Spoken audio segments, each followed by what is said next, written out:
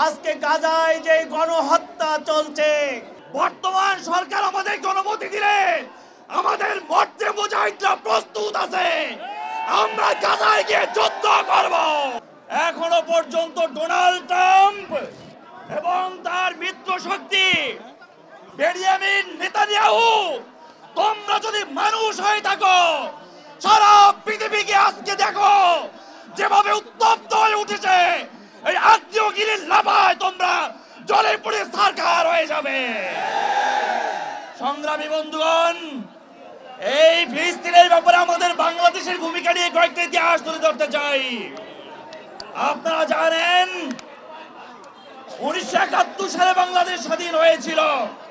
তারপরে বাংলাদেশ যখন ভঙ্গুর অবস্থায় ছিল, তখন 1973 সালের যুদ্ধে ফিলিস্তিনের পক্ষে বাংলাদেশ থেকে সেনাবাহিনী পাঠানো হয়েছিল।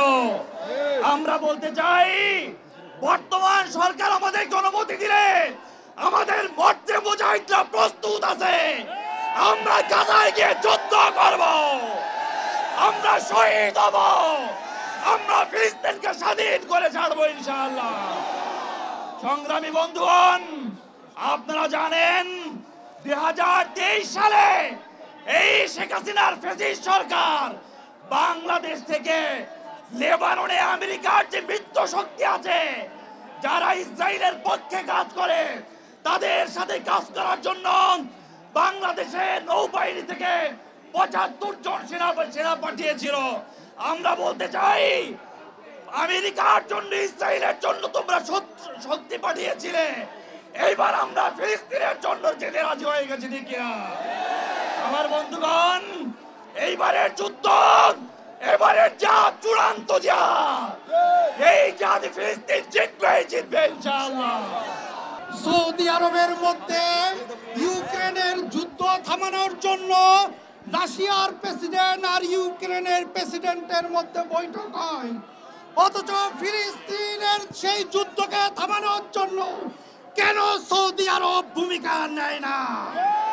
আমরা আজকের এই সমাবেশ থেকে সৌদি দূতাবাস সহ বাংলাদেশ সরকারের প্রতি আহ্বান থাকবে, বর্তমানে যে বিনিয়োগ সম্মেলন হচ্ছে, এই বিনিয়োগ সম্মেলনেও গাজাকের এটার উপরে শোক নিন্দা প্রস্তাব করতে হবে।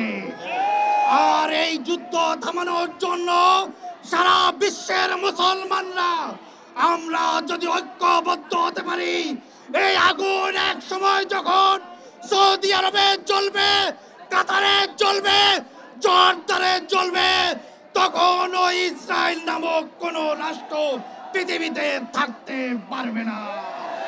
তাই আসুন তাদের বিরুদ্ধে আমরা ঐক্যবদ্ধ হই, এক হয়ে কাজ করি।